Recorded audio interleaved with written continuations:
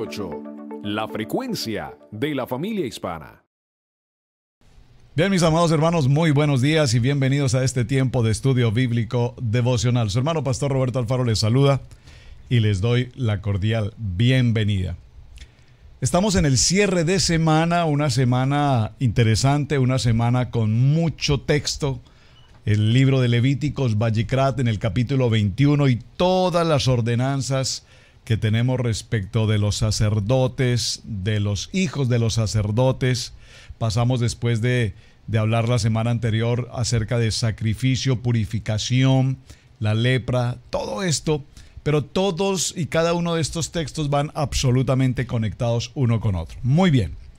En este cierre de semana quiero retomar, si puedo expresarlo de esta manera, el libro de Levítico en el que hemos trabajado y puntualmente lo hicimos ayer.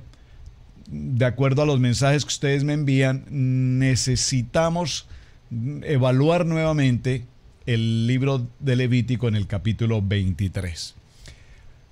A mi modo de ver muy personal, el libro de Levítico capítulo 23 es un texto que absolutamente, por favor escúcheme, absolutamente todo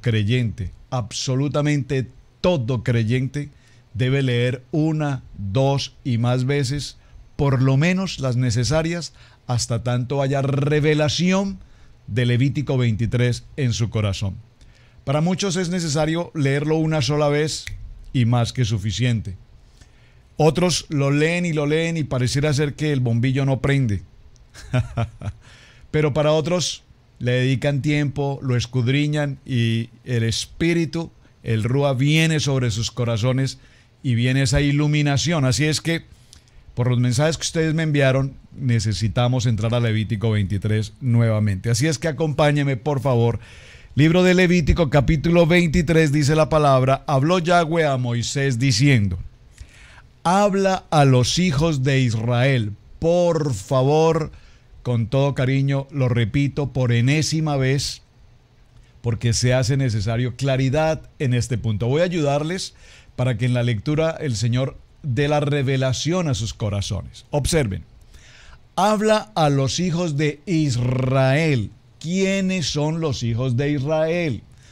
Todos entendemos en este siglo, en esta fecha, en este día, que los hijos de Israel que se mencionan aquí son los judíos. De hecho, cuando los judíos hablan de este versículo, ellos se refieren a ellos mismos. Habla a los judíos, pero no es así como la Torá lo dice, por favor. La Torá lo dice y lo estoy leyendo textualmente. Habla a los hijos de Israel y aquí se refiere a las 12 tribus de Israel. Por favor, dígalo conmigo, las 12 tribus de Israel.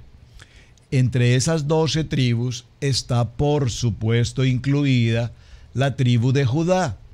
La tribu de Judá es la que tenemos presente hoy en Israel y en muchas naciones visibles, que es la que conocemos como los judíos. Con respecto a los judíos, y hagamos un pequeño paréntesis aquí, es importante tener presente que conocemos al judío ortodoxo, es decir, al judío que aún no ha tenido la iluminación, la revelación del Mesías. Pero es muy común en nuestras naciones y en muchos lugares encontrar judíos. Encontramos judíos esparcidos por toda la faz de la tierra. De hecho, estamos en Estados Unidos de América, aquí en Carolina del Norte, en la ciudad de Cherryville. Y cuando hacemos un viaje, particularmente a New York, los hermanos que me están escuchando que son de New York saben, New York está poblado absolutamente de judíos.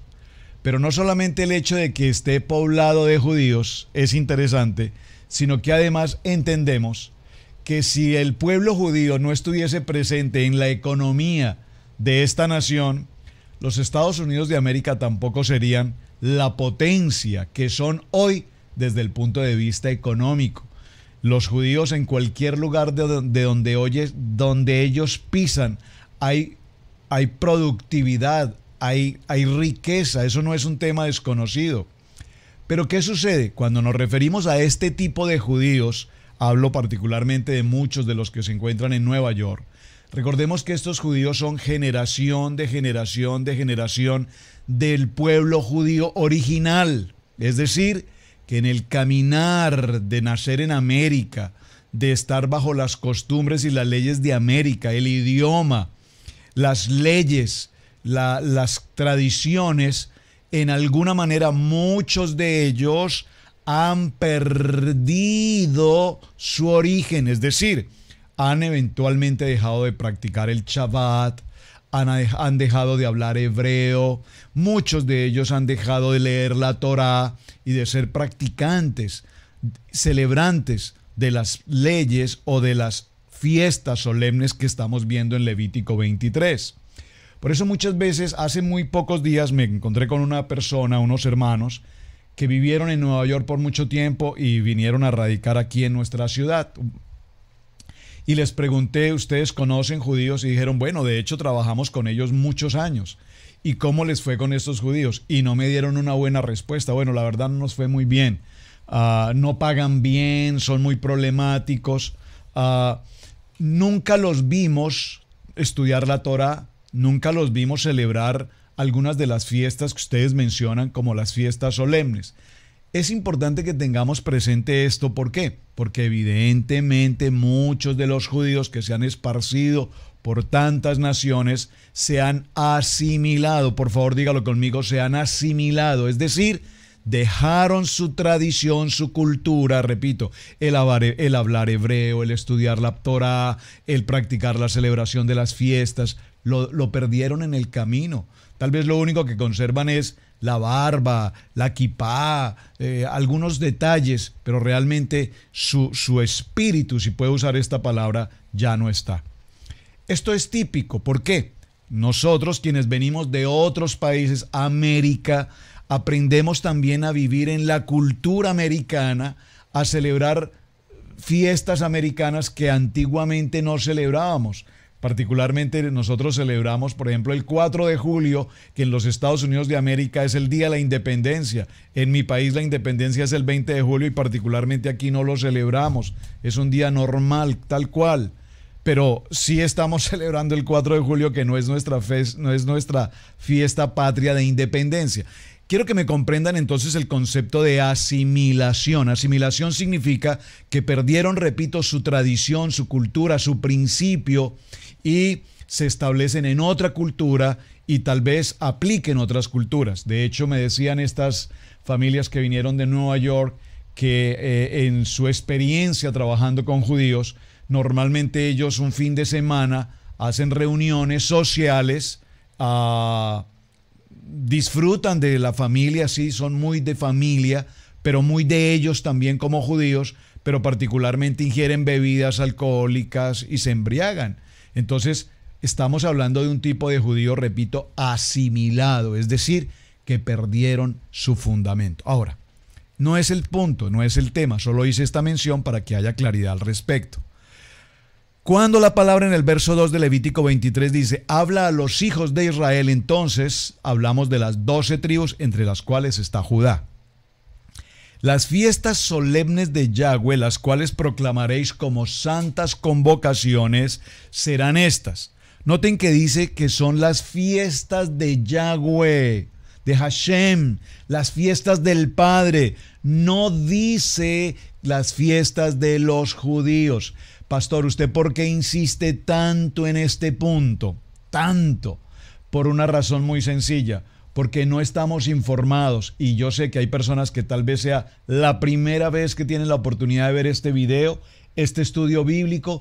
Por lo tanto, cuando escuchan Torá o cuando escuchan judíos, oh, eso es de los judíos. No, estas son las santas convocaciones que habla que el Padre, que se las celebremos a Él, a Dios, a Yahweh, al Padre Eterno, a Hashem.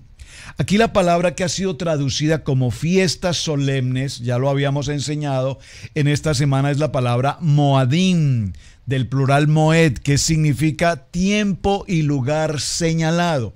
Por favor, marque esto en su corazón. Tiempo y lugar señalado, es decir, hay una cita divina, si puedo, hay un lugar, un tiempo, un momento determinado por el Padre a través de estas celebraciones en las cuales Él estará absolutamente presente. Esos son los kairos, los tiempos kairos, 7 tiempos kairos de Dios establecidos para su pueblo, en el que vamos a tener una cita fija o fijada previamente por el Eterno en el ciclo anual dentro del calendario hebreo, dentro del calendario bíblico, que recordemos que es el calendario lunar, a diferencia del calendario solar o grecorromano, que es el que contamos de enero a diciembre. Vamos a ir al libro de los Salmos. En el Salmo 104, verso 19 está escrito: Él hizo la luna, atención, para las estaciones. El sol conoce el lugar de su ocaso. Aquí la palabra hebrea que ha sido traducida como estaciones es precisamente la palabra moadín. Recuerden qué significa la palabra moadín. Es la misma palabra que tenemos en Levítico 23, que hace referencia a ¿qué? A un tiempo y a un lugar establecido. Estoy en el Salmo 104 observando la misma palabra moadín, moed, que nos habla en el significado de un lugar, es decir, de una cita determinada.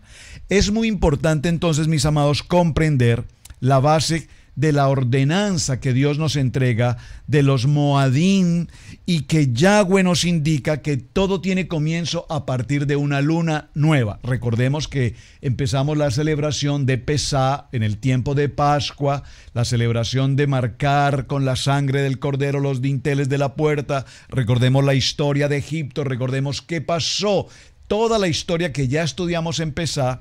Importante. Es muy importante que recordemos la historia. Por eso en el mismo, cuando vimos la enseñanza de Pesá, uno de los aspectos de enseñar Pesá o Pascua o Passover es precisamente enseñarle a los niños qué sucedió en ese tiempo en Egipto, para que podamos comprender por qué es tan importante la celebración de Pesá. Lastimosamente, en la tradición o en la religión no se habla de Pesá, se habla del concepto de Pascua, mas no se aplica como tal la celebración como debe ser. Se habla del tiempo de Semana Santa, se dice una expresión como Semana Mayor, en lo que realmente no hay nada de cierto en esto, porque sabemos que toda la celebración que se hace en la tradición no corresponde precisamente a lo que la palabra nos enseña. Entonces, vivimos una religión, practicamos una religión, pero no nos tomamos el tiempo de ir a la Biblia. Por favor, cuando les estoy hablando de la Biblia, les estoy hablando de la Biblia, la Biblia. Esta es la Biblia, su Biblia. Yo no le estoy diciendo que vaya a un libro en particular, distinto a la Biblia. Por favor, hermano, usted que me está escuchando hoy por primera vez, su Biblia. ¿Tiene usted su Biblia allí en casa? Por favor, abra su Biblia, vaya conmigo, libro de Levítico, capítulo 23. Y cuando estemos en el capítulo 23 y lea usted conmigo su Biblia, y aquí voy precisamente a tratar algo muy particular, porque es que mencionamos algunas expresiones como que mi Biblia es una Biblia cristiana. Yo puedo decir entonces que mi teléfono es un teléfono cristiano. No. El teléfono no es cristiano. Mi Biblia es un libro que tiene la palabra de Dios, la palabra santa, la palabra sagrada de Dios. Algunos tenemos, no, es que mi Biblia es la Biblia católica, o mi Biblia es mi Biblia no sé qué cosa, otra versión o lo que sea. Es la palabra de Dios, es la palabra de Dios.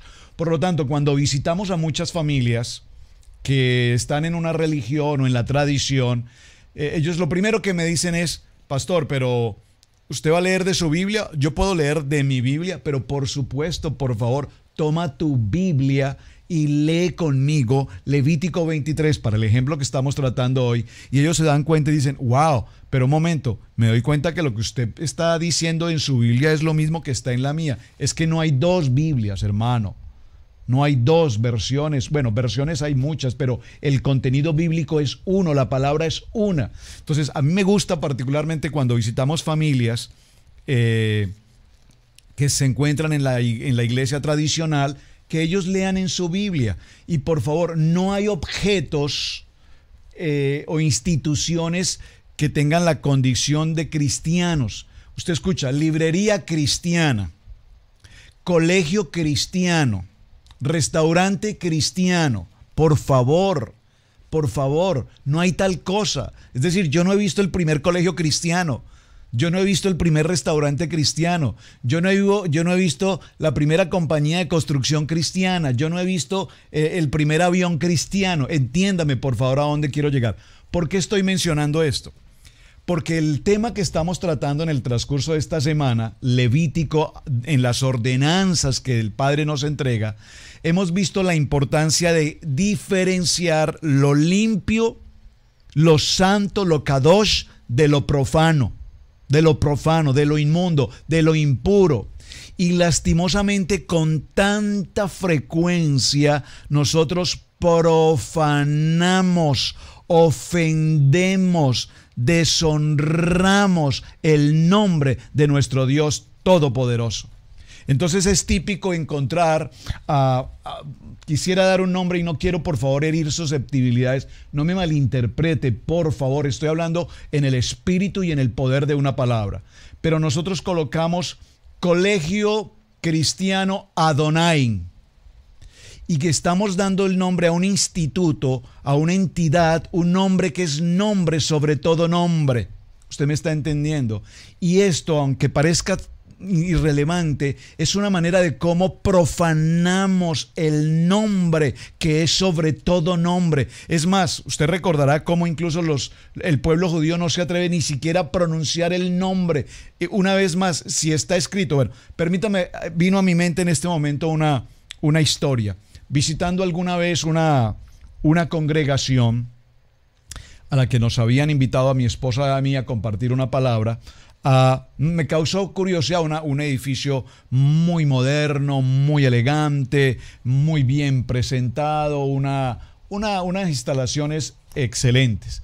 Y pude notar al ingresar a este sitio que en la puerta de entrada habían alfombras muy bonitas, tapetes de entrada en las puertas. Y en esas alfombras, como usted seguramente lo ha visto en las empresas, es muy natural no es muy de costumbre que en las compañías, cuando se colocan las alfombras, colocan a su vez el nombre de la compañía. Compañía Eléctrica Cherryville, estoy diciendo algo. Compañía Eléctrica Carolina del Norte. Colocan en las alfombras el nombre de la empresa o de cualquier otra compañía, cualquiera que sea. Para mi ejemplo. Y yo noté al momento de ingresar al templo que sobre las alfombras estaba el nombre de esta congregación. Iglesia Cristiana y el nombre de Dios allí. Cuando llegamos a ese punto, mi esposa y yo vimos el tapete, la alfombra, y nos preguntamos por un segundo. Es algo espiritual, hermano. Por un segundo significa que para entrar a esa iglesia, todos quienes han ingresado durante años a este edificio han pisoteado el nombre de Dios. ¿Me puedes entender qué es lo que quiero referenciar? Es decir, de qué maneras nosotros permanentemente profanamos el nombre de Dios.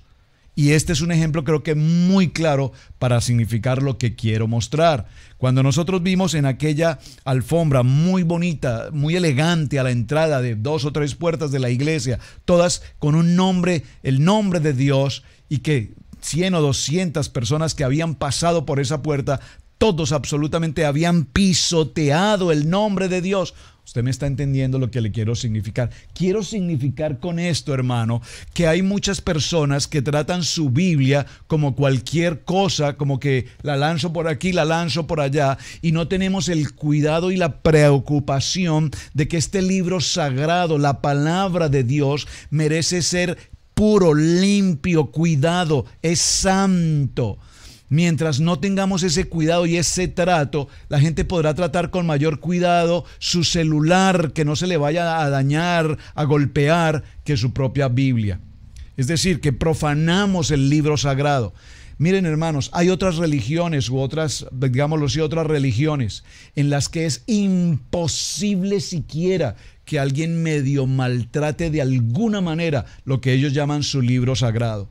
Pero nosotros los creyentes, lo que vemos en Levítico 23, que nos da las ordenanzas y nos indica los misbot y nos indica cuáles son las instrucciones, y pareciera ser que todo esto lo pasamos tan desapercibido, sin darle ninguna importancia y sin darle ningún valor a la honra, el respeto respeto. Esto es lo que nos dice esta semana nuestro texto. Emor, diles a los hijos de Israel, diles, ¿qué les dices? Diles a los hijos de Israel que estas fiestas solemnes, las fiestas solemnes de Yahweh, las cuales proclamaréis como santas convocaciones, serán estas.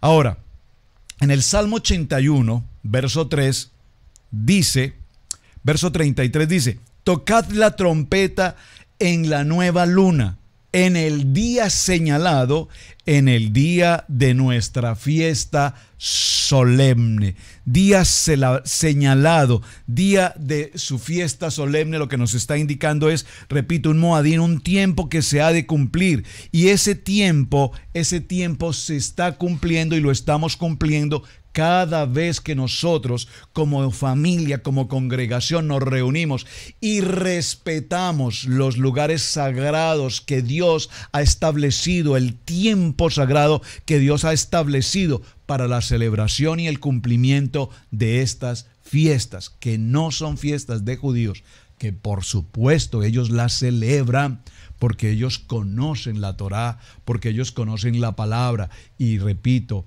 hoy voy a mencionarlo, ¿saben? Esta mañana me sucedió algo muy particular. Gloria a mi Padre, que es tan bello en todo cuanto nos permite. Me crucé con un hermano en el camino, hoy en alguna actividad, y me dijo: pastor, de verdad estoy muy agradecido por su devocional. Yo soy pastor, he pastoreado por varios años, pero les soy honesto, no tenía claridad en cuanto a la palabra Torá. Cuando yo empecé a ver su devocional y escuché que usted hablaba de la Torá, la verdad, lo primero que pensé en mi corazón, el pastor Alfaro ahora está con los mesiánicos, se hizo mesiánico. Pero cuando hicimos la claridad de que Torá son los primeros 5 libros de la ley, Génesis, Éxodo, Levítico, Números y Deuteronomio, que tanto repito, vino a mí una palabra que me reargulló profundamente, porque había pronunciado con mi boca una palabra hiriente. ¿Qué sale de tu boca? Recuerda, de nuestros labios, de nuestro ser, de nuestra vida, de nuestro diario vivir, tenemos que vivir en lo limpio, en lo puro, y no profanar el nombre que es sobre todo nombre. De tal manera que cuando la palabra nos menciona día de reposo, el Shabbat es santo, y es santo porque la palabra así lo indica, y debemos cumplir con la ordenanza. ¿Saben? Escucho a través de Red Élite Internacional con las mujeres en esta preciosa campaña, extraordinaria campaña de 50 días de oración por los niños. Ese 50 tiene un propósito. Recuerden que después de Pesá empezamos a contar lo que llamamos el Omer, 50 días. Vamos para el día 34 precisamente ahora. ¿Y qué encontramos? Que al día 50 vamos a tener la celebración, Levítico 23, la celebración de Shavuot, la celebración del tiempo, una de las celebraciones más importantes del año, si no la más importante. Día sagrado, día santo. Vamos a entrar a una celebración, ese tiempo maravilloso, extraordinario del Yom Kippur, el tiempo del perdón, ese tiempo maravilloso. Por lo tanto, dice la palabra que ese Shabbat de Levítico 23, que tanta polémica tenemos con el tema de Shabbat, no es una historia inventada por el hombre, es una ordenanza establecida por Dios. 6 días trabajarás, mas en el 7º día será de reposo. Santa convocación, ningún trabajo haréis. Día de reposo es de Yahweh en donde quiera que habitéis. ¿Quién lo dice? La palabra, escrito está. Entonces leamos con atención que esta palabra Shabbat es una fiesta ordenada por el Padre Todopoderoso. ¿Quién puede cambiar esto? ¿Qué institución, qué hombre, qué concilio, qué denominación puede cambiar esto? Absolutamente no. Pero sin embargo, por allí en el 321 Constantino se le ocurrió que no se reuniesen los fieles el día de reposo, sino que se cambiaría al día domingo. Y a partir de aquel entonces hasta nuestros días, hasta nuestras fechas, todavía se está siguiendo una ordenanza de hombres y no la ordenanza establecida en Levítico 23 de Dios para con su pueblo. En el Evangelio de Marcos, en el capítulo 2 y en el verso 27, dice: también les dijo, el día de reposo fue hecho por causa del hombre, y no el hombre por causa del día de reposo. Este es un tema maravilloso, quisiera predicar sobre esto, pero no tengo el momento para hacerlo. Ya hay una predicación que hice en algún otro momento. Esta importante frase de Marcos 2:27. El día de reposo fue hecho por causa del hombre y no el hombre por causa del día de reposo. El Eterno entonces conoce su creación y el hombre debe descansar y dedicar este día a su Creador. Este es el día en el que estudiamos la palabra. Este es un día que tenemos reposo, literalmente. Reposo estudiando la palabra, meditando la palabra, amando la palabra. Así es que en todo este proceso que estamos viendo de Shabbat y de las fiestas del Eterno y los Moadín que Dios nos ha establecido, mis amados, vemos que estas fiestas, estas santas convocaciones tienen tiempos. En el mes primero, a los 14 del mes, entre las 2 tardes, Pascua es de Yahweh, es decir, la celebración de Pesá. Luego dice el verso 6, y a los 15 días del mes, de este mes, es la fiesta solemne de los panes sin levadura a Yahweh. 7 días comerás panes sin levadura, pan sin levadura, el matzá. Y el verso 11 dice, y el sacerdote mecerá la gavilla delante de Yahweh para que seáis aceptos. El día siguiente, el día de reposo, la mecerá. Este es el tiempo de las primicias, el tiempo de los primeros frutos. La mayoría de las congregaciones celebran un tiempo de primicias, pero un tiempo de primicias que no tiene nada que ver con la celebración de Levítico 23, sino un tiempo de primicias que tiene que ver con el principio de año, con ofrendas de principio de año y otras cosas que no es precisamente lo que Levítico 23 enseña. Por favor. Verso 16, al día siguiente del 7º día de reposo contaréis 50 días. Este es el tiempo de Omer. Entonces ofreceréis grano a Yahweh, Shavuot o Pentecostés. Esta celebración de Pentecostés que tanto hemos celebrado en una iglesia cristiana, cuando lo vemos a la luz de la Torá, a la luz de la palabra del Pentateuco, a la luz de Levítico 23, nos encontraremos con otro nivel, dígalo conmigo, otro nivel, la celebración de Pentecostés, otro nivel. Habla a los hijos de Israel y diles, en el mes 7º, al 1 del mes, tendréis día de reposo, una conmemoración al son de trompetas y una santa convocación. Aquí entramos entonces al tiempo de Yom Teruah o al tiempo de la fiesta de las trompetas.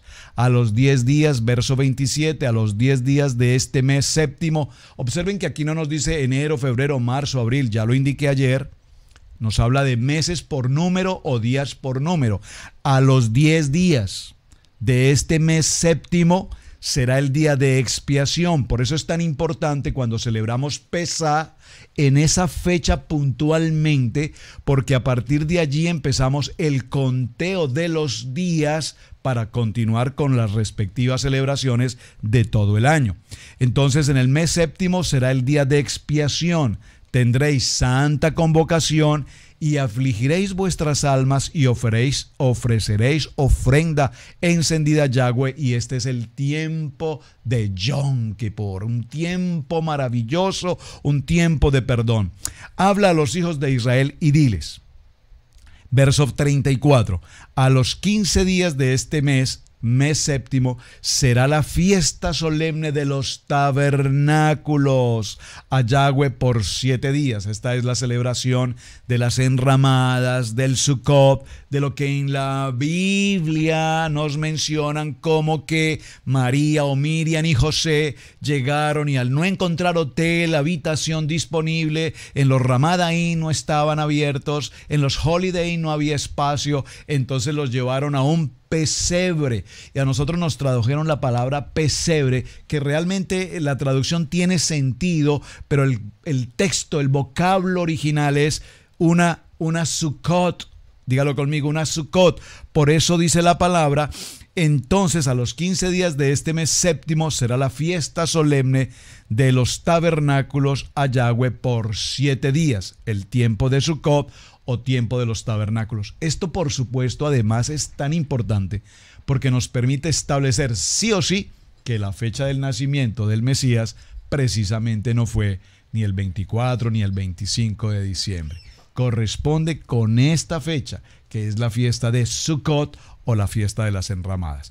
Así habló Moisés a los hijos de Israel sobre las fiestas solemnes de Yahweh. Este es el tiempo y quise tomarme, repito, estos minutos hoy en el cierre de semana, porque para mí en lo personal, y espero haberles podido transmitir el mensaje, es tan extraordinariamente importante que así como conocemos todos los mandamientos y ordenanzas de Levítico en cuanto a la purificación, en cuanto a cada uno de estos procesos, tengamos presente las fiestas solemnes de Yahweh. Mis amados, Shabbat Shalom, su hermano Pastor Roberto Alfaro les saluda. Bendiciones, muchísimas gracias por compartir el video y gracias por sus mensajes. Bendiciones.